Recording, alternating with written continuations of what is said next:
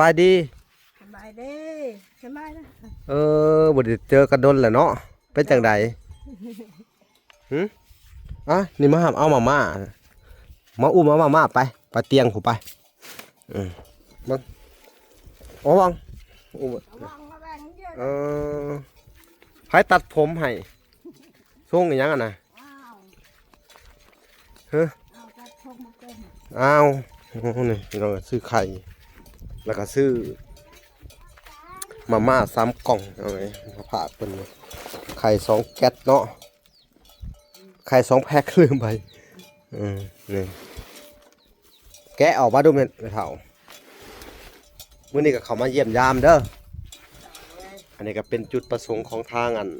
ผู้ใหญ่เนาะก็คือทางแม่ตู้ USA เนาะเพิ่นก็ได้เบิ่งคลิปทางบ่าวพรเนาะเพิ่นก็ให้วาระเข้ามาเยี่ยมยามเจ้าเป็นอะไรเด็กน้อยบองว่าเล่าได้อยู่บ่อยู่นี่ได้อยู่เนาะได้อาบน้ำอยู่บ่อาบอยู่เนาะมุมเมาแว่งเลยแว่งฮะอยู่กัน2 คนนี่บ่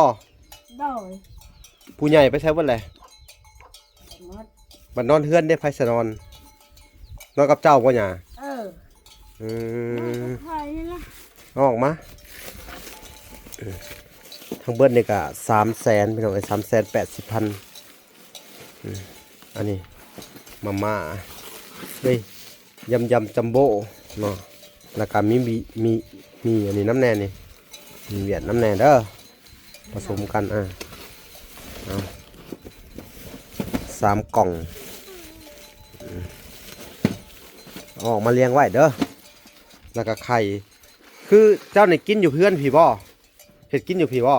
เห็ดกินน้ำร้านนี่บ่กินน้ำลายกินเลยลูกเอ้ยบัดเพื่อนนั่นได้สลูกเจ้าเด้ลูกไผ่ก็ได้เข้ามาเยี่ยมมายามเนาะถามข่าว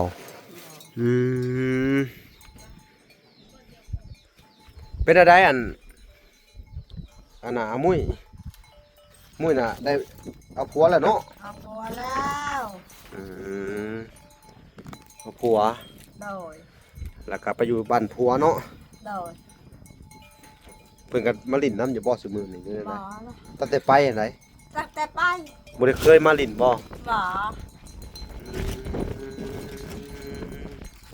ผ่อนไปมันนั่นก็บ่พบเขาไปอยู่ไห้อยู่หน้าบ่โดยเขาเอามาให้เอามาหน้าเหลือแต่เจ้าโดยกับหลาน2 คนนี่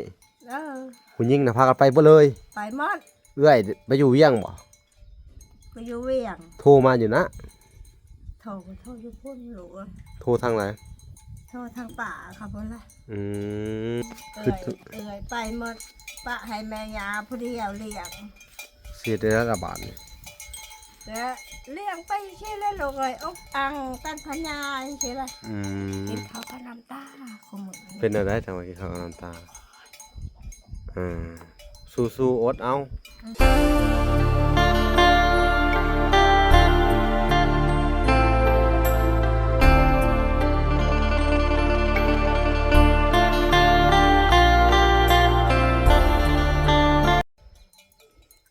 โอเคพี่น้องเอ้ยเนาะ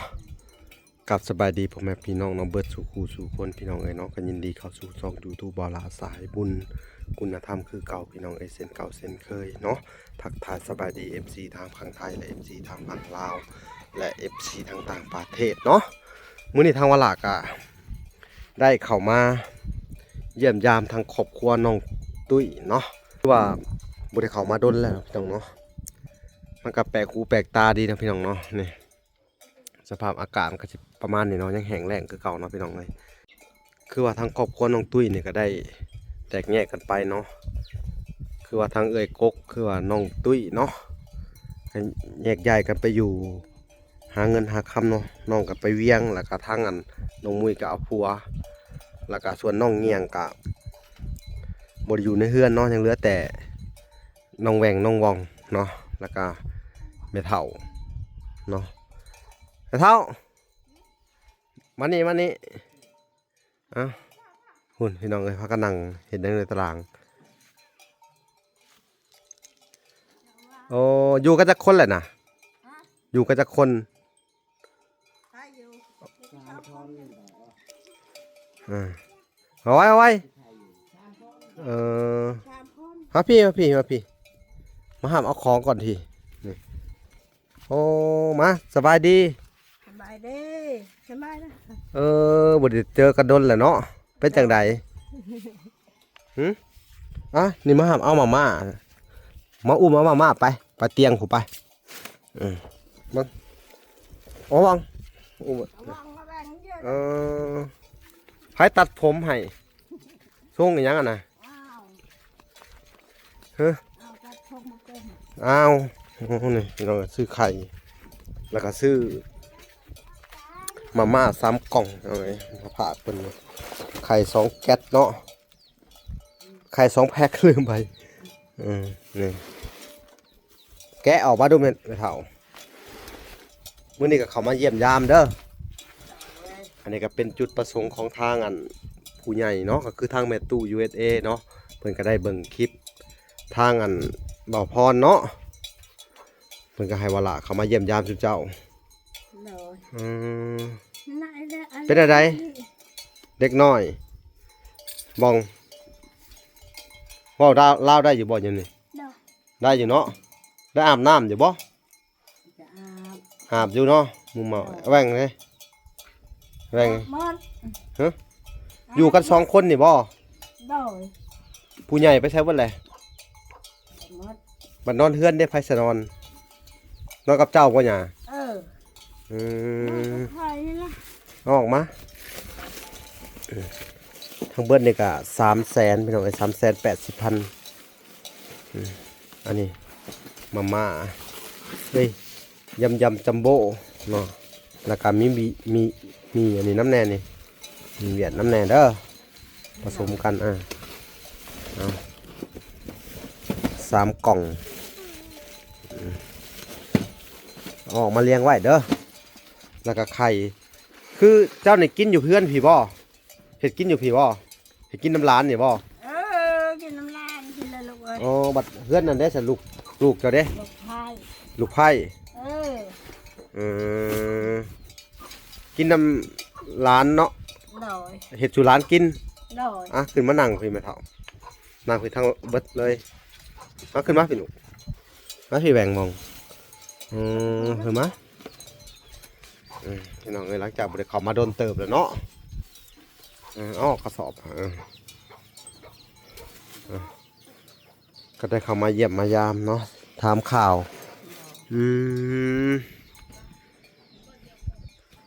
เป็นอะไรอัน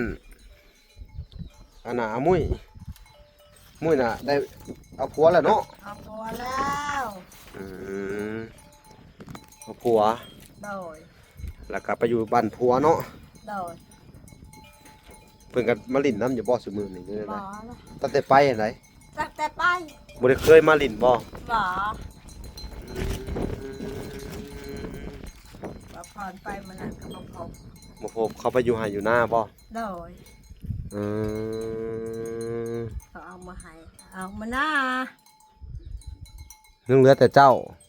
โดย กับหลาน2 คนนี่ เออ ผู้หญิงน่ะพากันไปบ่เลย ไปหมด เอื้อยไปอยู่เวียงบ่ ไปอยู่เวียง โทรมาอยู่นะ โทรอยู่พุ่นลูกเอ้ย โทรทางไหน โทรทางป่าครับพุ่นละ อืมโทรทางป่าเขาพุ่น อืม ป่าเขาอยู่ไสป่าเขา ได้มาชะแตงนั่นเด้ อยู่บ้านในพุ เออ บ่ได้โทรหาสุเจ้าบ่ซะ บ่ละ มันเจ้าสุเจ้าบ่มีโทรศัพท์เด้ จะไม่ช่องชามพุ่น โอ้เป็นอะไรเขาผากเงินมาให้อยู่บ่ บ่ละ ตุ้ยให้ก็ได้ บ่ได้เงินผักเกตหนึ่งเลยลูกเอ้ยทุมลูกทุมหลานนี่เขาไปหาเพชรเพาะเขาคายเถื่อช่องพันเถื่อชามพันเขาไปชื่อกินข้าวดม ผู้ใดอัน2 คนนี่บ่ โดย เขาไปหาเฮ็ดเพาะโดย ได้อยู่บ่เขาไปหา ได้เทละกรรมเทละช่องกรรม อืม มาขายเขาออกไปชื่อกิน อืม ห็นได้ข่าวว่าให้อยากกินขนมบ่ไผให้ ไอ้ชื่อช่างเลยล่ะ เบิด2คนนี่ เออ ให้อยากกินขนม เออ อ้ายจะเสร็จกันได้พี่น้องเอ้ยชีวิตลูกกำพร้าเนาะ หน่อย เอื้อยอ้ายกับเอื้อย3คนก็แตกแยกกันไปเบิดเลย ไปหมดเลย น้องเงียงอ่ะไปอยู่น้ำไผน้ำเงียง อยู่น้ำป้า อยู่น้ำป้า หน่อย โอ้เงียงน่ะไปอยู่น้ำป้า เออ อืม อยู่น้ำลูกชาวคอย เออแล้วเฮ็ดจังได๋ล่ะบ่มาบ่ มาเขาหน่อยช่องชักเชืองมา อืมไปอยู่น้ำลูกสาวเนาะ เออ แต่ว่าตุ้ยน่ะไปแต่จักเดือนแหละไปเวียงไปบ่7-8 เดือนแหละ มาฮอดละไปวางงานหมดนี่ เออดอกนางมุ้ยเพิ่นก็มาบ่ บ่ไปแหละ เพิ่นไปก่อนนอน โดย แล้วบ่ทันนั่นอันน่ะเห็นดอกน้องสาวซ้ำเนาะ โดย อืมเนาะอ่ะมื้อนี้ก็อันนี้ก็มีของมาให้เด้อมาฝาก โดย อันนี้ก็เป็นจุดประสงค์ของทางอันแม่ตู้เด้อแม่ตู้ USA เด้อ โดย เพิ่นว่าถ้าว่าเจ้ากินนั่นอยู่ในเฮือนนี่ก็ให้อันน่ะให้ตัวนี้ให้ลูกไผ่เจ้าก็ได้กล่องหนึงเด้อ โดย ถ้าว่าเจ้ากินอยู่กับร้านน่ะ โดย ไข่ก็เขาซื้อมา2แพงจะ2แพงเจ้าก็ให้สำได้ก็ได้ก็แล้วแต่เจ้าเด้อ โดย เนาะทั้งเบิดนี่มันก็ถึง300,000น่ะได้380,000 มันโดย 85,000กีบเนาะ โดย นี่แหละพี่น้องเอ้ยก็สิเฮ็ดจังไดเนาะ อืม ลูกกำพร้ากะทางสุเฮากะ คำผาหน้าคำพ่อย เออ โอ้ยไผขี้เลี้ยงไฟปะบ่ได้ สู้ๆอดเอาเด้อ โดยก็โชว์ เลี้ยงเอาเลย ก็โชว์แล้วคือหมูนี่ คือสิเจ้ากะทางเวลากะได้สอยไปเบิดแล้วแต่ที่ผ่านมากะเนาะ โดย เขาวของก็มีครบเบิดแล้วบัดนี้เนาะ อืม ตะนอกตะนางกะปลูกหยังไงต้นกอกต้นกล้วยคือเก่าบ่มะฮุ่ง ไปปลูกต้นกล้วยฮะ ปลูกขยายออกอีกเนาะ โดย แต่เฮ็ดจังไดเนาะ คนยังจะได้อันนี้ชิกลนี่นะชิกลออกปลูกนี่นะ ส่วนหางลิ้นนี่น้ำกินเนาะตอนนี้เนาะ น้ำกิน ใส่ได้บ่หางลิ้นนี่ ใช้ได้โย น้ำพอตกมันไหลอาดๆแล้วเนาะ โดย ไหลแห้งอยู่บ่ตก โด นะ ย อันนี้น้ำกินบ่เก็บไว้กินนี่ น้ำกินนะ ดีแล้วซะ ในกระโถยฮะ จักพุย สอง 1 2 3 3พุยนี่กินได้จักเดือนน่ะหึ เจ้าแรก ตะกี้ตกแรงมากกินน้ำขุ่นบ่แม่นบ่จุนเจ้า โดย มีน้ำใสกินแล้วเฮ็ดดีๆล่ะต้องเอาเด้อ อืม ว่ากินเหยื่อมันลง ต้องละ กินแซ่บอยู่บ่น้ำผล ก็แซ่บนั่นแหละ อืม หรือว่า ใครแน่บ่สะดวกบ่ได้หางลิ้นน่ะสิ สะดวก พี่น้องเอ้ยผู้แหละเวลาอากาสิเข้าปีหนึงแล้วแหละเนาะมานี่เนาะ โดย มาซอยเรือแล้วเฮ็ดทางลงทางนี้เฮ็ดเทือนให้พี่น้องเอ้ยเฮ็ดความสะดวกสบายให้ทั้งครอบครัวน้องตุ้ยนี่แล้วก็ย่าเพิ่นนี่เนาะพี่น้องเฮ็ดเนาะเฮ็ดให้หลายอย่างพี่น้องเอ้ยแต่กะมันก็บ่มีผู้ชายเนาะบ่มีไฟสานต่อ ใช่ อืมมีแต่แม่เฒ่าผู้เดียวสิได้ค่ะ อืม น้องตุ้ยก็ ไม่เท่าผู้เดียวนี่ ไปเฮ็ดเวียกเฮ็ดงานเลยหาเงินใช้เองเนาะบ่สิ โด ได้ ย พอได้ใช้ตัวเองเพิ่นก็กุ้มตัวเองเนาะ โดย น้องมุ้ยก็เอาผัว โดย น้องเงียงก็ไปอยู่น้ำมัน น้ำปลา ป้าอืมเนาะพากินข้าวกับหยังอะนะ น้ำจะได้กินข้าวเพลนน้ำจะได้กินข้าวเพลน ส่งเสื้อตั้งแต่เฮาซื้อให้หันบ่นี่ โดย ยังมีอยู่บ่ก็ซื้อให้ปากกะหลายไว้เขาไปนุ่งลิ้นเบิดแล้วบ่ น้ำขาดมันเลยนะลูกเอ้ย อืมยังมีใช่อยู่แล้วว่าซื้อให้ตะกี้ผู้ละ5 6ชุดไว้เป็น10ชุด แล้ว ตัว มันทะเลละ นุ่ง ขาดมันเลย อืมนุ่งบ่ได้เปลี่ยนบ่ เขาเปลี่ยน อืม มาพ่อนเขามาเมื่อชื่นนี่เป็นให้เงินชาวพันธุ์ อืมให้ชาวพันธุ์อีก ช ชาวพัน อืม ผู้น้องชิปผู้อายชิป อ่ะพี่น้องเอ้ยอันนี้ก็เป็นของแม่ตู้เด้อ โดย แม่ตู้ USA เนาะ โดย เพิ่นก็ได้ให้เวลาเนาะเขามาเยี่ยมยามเจ้าซื้อไข่มาผากแล้วครับ โดย มีเด้อ โดยโดย มีกระซ้ำแก๊สเนาะแก๊สหนึ่งก็ให้ลูกไผ่เจ้าก็ได้ที่เหลือเจ้าก็กิน โดย เด้ออันนี้ก็ว่าสิกินได้จากเดือนคนก็บ่หลายปานใดเนาะ ได้ละเดือน2 เดือน อืมโดย ได้ละ2 เดือนลูกเอ้ย อยู่ดีไม่แห้งอยู่ว่าเจ้านะนะครับ อ้าวมันมองไง อืม นี่แต่มองไง เออ น้ำลาน บ่คือน้ำลาน เกิดน้ำลานเลี้ยงลูกเลี้ยงหลานลูกกำพร้าอันนี้นะลูกเอ้ย อือฮึเป็นอะไร คือเอ่ยไปหมดปะให้แม่ยาผู้เดียวเลี้ยง เสียได้ระบาดนี่ แล้วเลี้ยงไปใช่แล้วลูกเอ้ยอกอังตันพญาใช่ละ อืม กินข้าวกับน้ำตาขมุน เป็นอะไรจังหวะกินข้าวกับน้ำตาสู้ๆอดเอาอันน่ะมันก็คือเจ้าก็เป็นหญ้าทิ่มก็บ่ได้แล้วเนาะ ทิมบ่ได้คอยลูกเอ้ย โอ้ ปะบ่ได้ เนาะอืม สิปะได้บ่เลย พี่น้อง บ่มาเจอที่นี่ไปแต่ ว่าอย่างนั้นนะ ถ้าเราเบิ่งงัวกินกะ กล้าทุกเจ้าได้แล้วบ่ ได้แล้วสะเทิง งามอยู่บ่ มันบ่อยากงามนะ อืม มันบ่มีอันนั้นใช้มีฝุ่นใช้ หมุ้ยพุ่นใส่ น้อย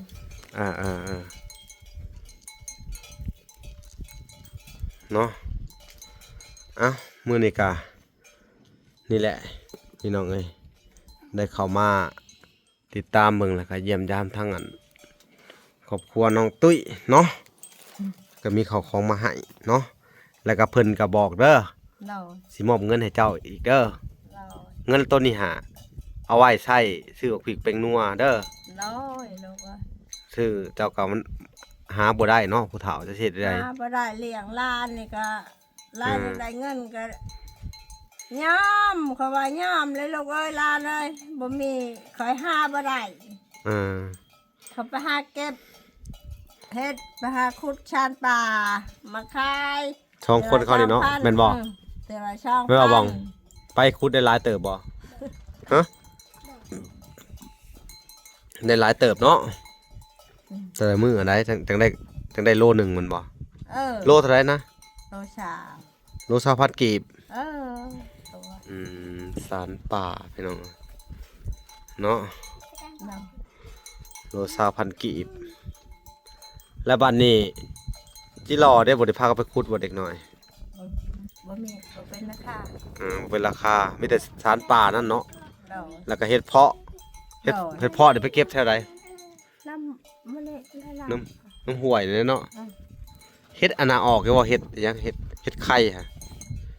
ยังนะ เห็ดอันนั้นได้เห็ดอันนั้น ยั นะ งยัง ยังบ่ออกเนาะ ยังบ่ออก ฝนก็บ่ได้ค่อยตกเนาะ อืม อืมเป็นจังไดบาดนี้ตุ้ยกับบ่ได้มาจักปีสิมาบาดนี้ ยาก หูข่าวเลย โอ้โห มีแต่ว่าโทรไปทางอื่นเนาะ อืม อื ผู้เลี้ย ม งลูกผู้เลี้ยงน้องเนี่ยเป็นไปโทษ โทรได้โทรเนาะ บ่ โทรหาแต่ป้าโทรหาแต่คนอื่นสิซะ ให้คนอื่น ป้านี่พี่น้องทั้งแม่เพิ่นบ่ พี่น้องทั้งมา บ่ พ่ออันน้องแม่เข้าพอหันป่าหัน อ๋อน้องแม่เขาเนาะ อืม คนในบ้านเดียวนี่เนาะ บ้านเดียว บ้านเฮือนซ่านนี่มีแต่เจ้ามานอนนำร้านเนาะ นี่จะคอยเลย ดีแหละ อนามัย เออฮ ห้องซะเพิ่นนี่ซะเพิ่นหลอกไปว่าน้องตุ้ย ลอก อื มันลอก ม หมดหักเขาไม่ได้เข้า อืม ไม่ได้เข้าไปเบิ่งยานูกัดก็ไปจัก ผมหยังหลายอย่างเนาะ อืม เมื่อกี้ก็ซื้อผ้าห่มแพรปกหยังหลายอย่างมาให้ซะเพิ่นพี่น้องเอ้ย อืม เพื่อนๆครบเบิดเนาะ ครบเครื่องเฮือน เวลาได้ซื้อให้เพิ่นตะกี้เนาะเพื่อนเนี่ยก็พี่น้องเอ้ยสิเข้าปีแหละเนาะปีกว่าแหละเนาะ เออ ว่าอันเวลาก็ได้เข้ามาให้สมทบกับทีมงานพี่น้องเอ้ยเนาะช่วยเหลือครอบครัวเพิ่นจนมีเฮือนมีซ่านหลังบักใหญ่เติบเนาะ เรา ทางน้องตุ้ยก็ไปเฮ็ดงานอยู่เวียงบัดนี้ เรา หลังจากบ่ได้เข้ามาโดนเติบอะเนาะ เรา แยกย้ายกันไปเบิดเนาะ เรา อืมดีใจอยู่บ่เห็นข่อยเข้ามา ดีใจแล้วลูกเอ้ย เนาะ ดีใจ กลับได้มาม่าดีใจอยู่บ่ ดีใจหมด ไม่เท่าดีใจเนาะได้ว่องได้ซะฮะ ดีใจ อืมแรงได้ซะลืมหมดแหละเนาะ เราลืมมันเลย มีแต่เว้าภาษาบรูบ่เว้าภาษาลาวเทิงเนาะลืมภาษาลาวเว้ากันแหละ พี่น้องเอ้ยบาทนี่เอ้าสู้ๆต่อไปบาทนี่เนาะมันก็ต้องดำเนินชีวิตต่อไปพี่น้องเอ้ย ใครโชว์ จักสิซอยจะได้ละบาทนี่เฮากะเพิ่นก็ซอยมาหลายแต่ในสิบเจ้านี่ก็เบิดหลายเด้อ ได้ ธรรมดาก็มีงบประมาณแล้วหรือว่าเพิ่น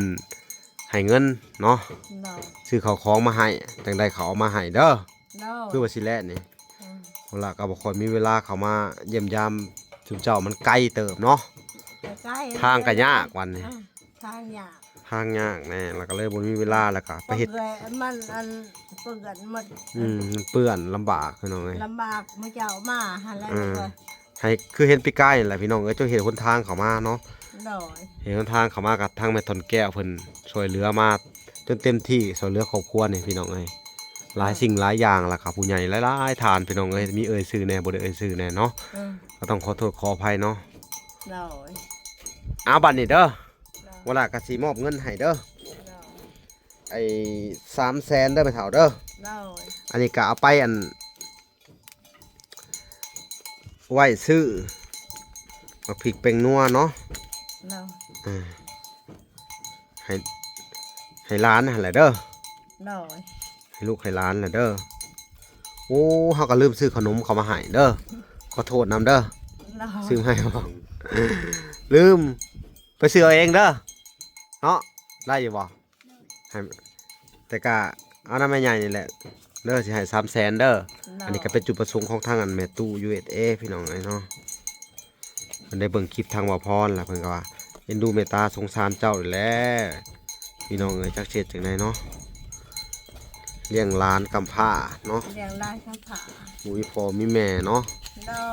ถ้าเกิดว่าบ่มีเจ้าไปจักสิเฮ็ดจังได๋แหละอนาคตเนาะสิอยู่จังได๋ล่ะบาดนี้เอ้ยน้องกับพากันกระแตกกระจายกันไปเนาะ ได้ สู้ๆเด้อไปเฒ่าเด้อ โชว์ละอัน เฮาก็มีเวลาจังสิได้ บ่ได้แล้วลูกในร้านนะ มีเวลาจังสิได้เข้ามาเยี่ยมเด้อ ได้ เทื่อหน้าเทื่อในพุ่นแหละเด้อ ได้ ถ้ามีเวลาเนาะถ้าได้ ได้ แวะมาทางนี้ก็สิเข้ามาเยี่ยมมายามเด้อ ได้ เอ้าสิได้มอบเงินให้เด้อ ได้ เอาบัดนี้โดย ได้ลูกเอ้ย แม่ตู้เด้อ ได้ แม่ตู้ USA เด้อ ได้ลูก ตอนนี้เพิ่นก็บ่ค่อยสบายอยู่ก็มีแต่ว่าให้เจ้าอวยพรให้เพิ่นเด้อให้พรให้เพิ่นหายไวแน่เพิ่นบ่สบายเด้อแม่ทางแม่ตู้ก็เด้อ ได้ 300,000เด้อ เขาเป็นในตู้ USA ป่ะ โดยแม่ตู้ USA เด้อ อย่าให้เจ็บอย่าให้ไข้อย่าให้อยู่ดีมีแห้งเด้อลูกเอ้ย สาธุเด้อเนาะให้เพิ่นอยู่ดีไม่แห้งทางแม่ตู้ก็ได้เนาะ ได้ จักสิเฮ็ดจังไดเนาะลืมเบิดเลยเนาะลืมแล้วเว้าลาวฮะคือลืมแหละ ฮะคือบ่เว้าลาว ได้ จักเสียจะได้บาทนี่พี่น้องเอ้ย เมื่อยนำเด้แบบสิเนาะ เมื่อยนะ สู้ๆต่อไปเด้อ โชว์ เนาะ โชว์คำว่าปะดอก เออ ร้านเขาช่องคนนี่ โดยเอ้า จานแต่ จังได้ก็ขอบบุญขอบคุณเด้อเนาะทางแม่ตู่เนาะผู้ที่ เรา ช่วยเหลือทางครอบครัวนี่เนาะก็ถือว่าเวลาก็ได้เฮ็ดตามจุดประสงค์เนาะได้ซื้อไข่ซื้อมาม่าแล้วก็ได้มอบเงินให้แล้วเด้อทางแม่ตู่ก็ขอให้เพิ่นอยู่ดีมีแฮงเนาะ ความเจ็บอย่าให้ได้ความไข่อย่าให้มีเด้อ สาธุเนาะ ดอก ให้เพิ่นมีอายุมั่นขวัญยืนเนาะ อืม ทานไปแล้วก็ไหลขึ้นมาคือเก่าเนาะทานมื้อเช้าไหลเข้ามื้อแรงเด้อแม่ตู่เนาะของทานเจ้าเป็นของทานแก้วทานทิพย์เด้อสาธุเป็นเงินทิพย์เด้อขอให้หมุนเวียนเข้ามาหา เจ้าของเงินตอบแทนเจ้าของเงินเด้อสาธุให้เพิ่น สาธุ วิทย์ชาหายเจ็บหายป่วยหายไวเด้อแม่เด้อสาธุเนาะ สาธุ เอาเวลากะดีใจคือกันได้เขามาเยี่ยมยามเนาะแต่ก็นี่แหละพี่น้องก็มีความเศร้าใจบ่ได้อยู่นํกันเนาะ หน่อย เฮ็ดเฮือนให้แล้วก็ได้จักสิว่าจังไดพี่น้องเอ้ย อืม คือว่าแหละทางน้องตุ้ยก็เป็นผู้ใหญ่และพี่น้องเอ้ยก็จำเป็นต้องไปหาเงินหาคำเนาะ หน่อย คือทางเวลากะแรกๆก็อยากให้เพิ่นอยู่น้ำนอกน้ำหยังนี่แหละแต่ก็อยู่บ้านนอกเนาะเฮ็ดหยังมันก็บ่มันแห้งมันแล้งเนาะ มันแห้งมันแหละ ขนาดได้ก็เป็นได้ที่เห็ดไปให้ก็ใช้การบ่ได้เนาะ ใช้การบ่ได้ มันก็หลายผ่าหลายปีพี่น้องเอ้ยจักเสร็จจังไดเอ้าสู้ๆต่อไป โชว์ สู้ต่อไป อืม โอ้ยลำบากใจได้พี่น้องในแบบนี้ ลำบากไม่ค่อย เพราะว่าพ่อกินกับข้าวกับน้ำตาขมึงลูกเอ้ย อดเอาไม่เท่าเลยบ่ต้องกินข้าวกับน้ำตาลกินกับนี่มาม่านี่แหละซื้อมาให้เลย เอาสู้ๆแหละให้กำลังใจเด้อบ่หยอกเด้อ ได้ลูกเอ้ โอ้ ย ยเนาะจะเช็ดได้ไดเวลาก็บ่มีหยังแล้วพี่น้องเอ้ยนี่แหละ เขามาอัปเดตมาเยี่ยมยามเนาะเหตุตามจุดประสงค์ของผู้ใหญ่เพิ่นเนาะก็สิได้ ไว้ ขอตัวลำลาก่อนเด้อ ได้ จบคลิปก่อน ลูกเอ้ยนี่ให้ยิ่งขึ้นอยากให้จัดอยากไข่เด้อ สาธุ ลูกเอ้ย เนาะ ได้ เวลาก็สิขอตัวก่อนพี่น้องเอ้ยฝากไปติดตามคลิปตอนต่อไปเนาะ ได้ คลิปนี้ก็ขอกล่าวคำว่าสบายดีเด้อและสวัสดีพี่น้องเอ้ย ลูกเอ้ย บ๊ายบาย